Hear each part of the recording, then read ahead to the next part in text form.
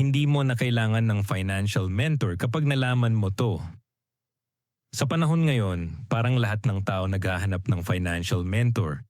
Gusto natin ng coach, advisor, guru o kahit sinong pwedeng magsabi kung ano ang dapat nating gawin sa pera natin.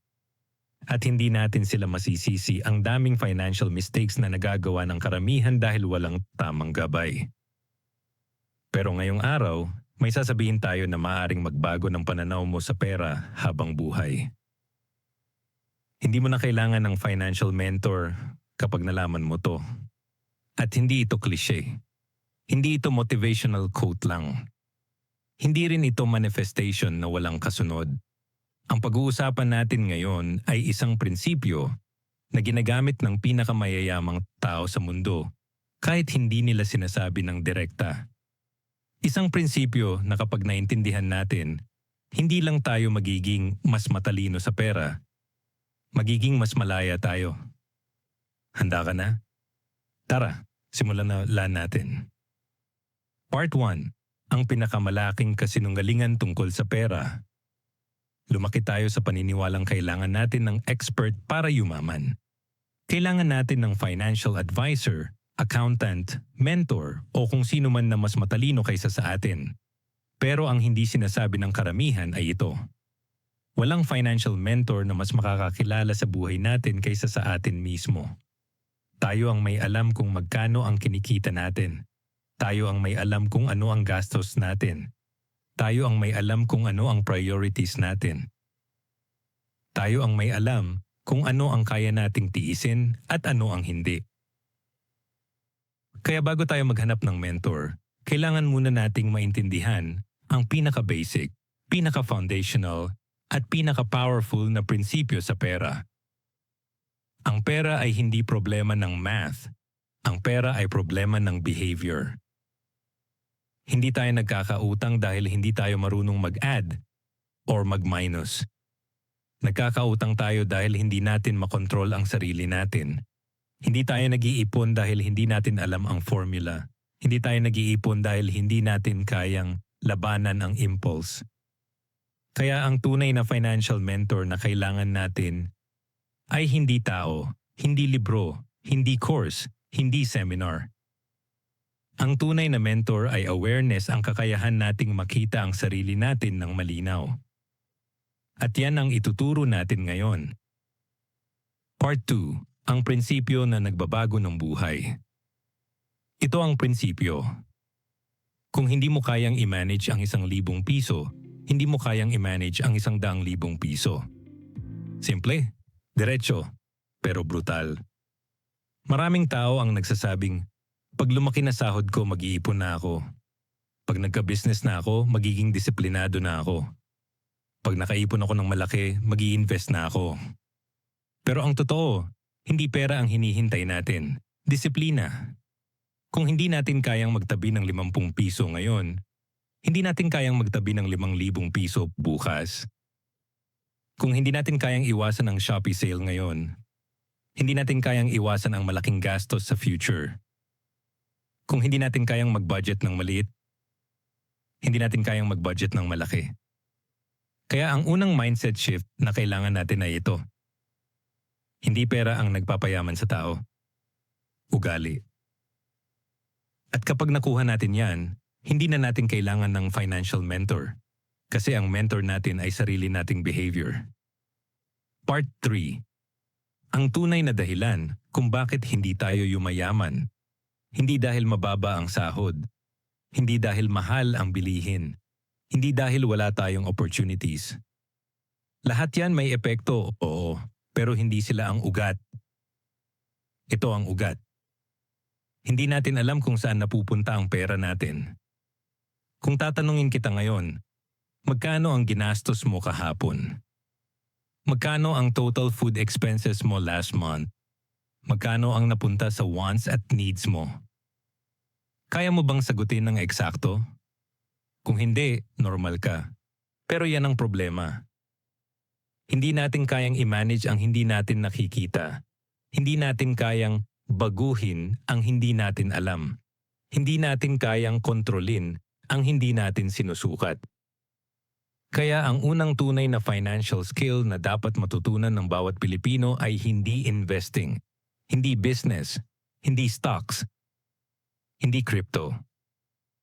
Ang unang skill ay tracking. At ito ang dahilan kung bakit hindi mo na kailangan ng financial mentor kapag natutunan mo to. Ang taong marunong mag-track ng pera niya, hindi na kailangan turuan kung paano yumaman. Kasi kapag nakikita mo kung saan napupunta ang pera mo, kusa kang nagbabago. Kusa kang nagiging disiplinado. Kusa mong binabago ang habits mo. Kusa mong binabawasan ang gastos mo. Kusa kang nag-iipon. Hindi dahil may nagsabi, kundi dahil nakita mo ang katotohanan. Part 4. Ang system na gumagana sa lahat ng tao. Ito ang system na ginagamit ng mga taong yumayaman kahit maliit ang sahod. Ito rin ang system na ginagamit ng mga taong hindi na kailangan ng financial mentor. At simple lang siya. Track, plan, execute, repeat. Isa. Track. Isulat natin lahat ng gastos natin. Hindi kailangan ng app. Hindi kailangan ng Excel. Kahit papel lang pwede. Ang goal ay makita ang totoo. 2. Plan. Kapag nakita na natin ang totoo, saka tayo magde-decide. Magkano ang budget? Magkano ang ipon? Magkano ang pang-invest? 3. Execute. Ito ang pinakamahirap. Pero ito rin ang pinaka-rewarding. Dito papasok ang disiplina. 4. Repeat. Hindi ito one time. Hindi ito 1 week. Hindi ito 1 month. Ito ay lifestyle. At kapag naging lifestyle na natin ang pag-manage ng pera, hindi na natin kailangan ng mentor. Kasi tayo mismo ang nagiging mentor ng sarili natin.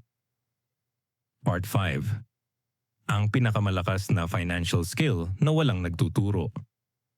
Ito ang skill na hindi tinuturo sa school, hindi tinuturo sa trabaho, hindi tinuturo sa pamilya.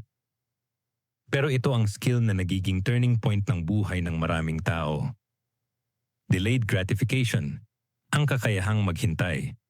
Ang kakayahang hindi bilhin ang gusto ngayon para sa mas magandang bukas.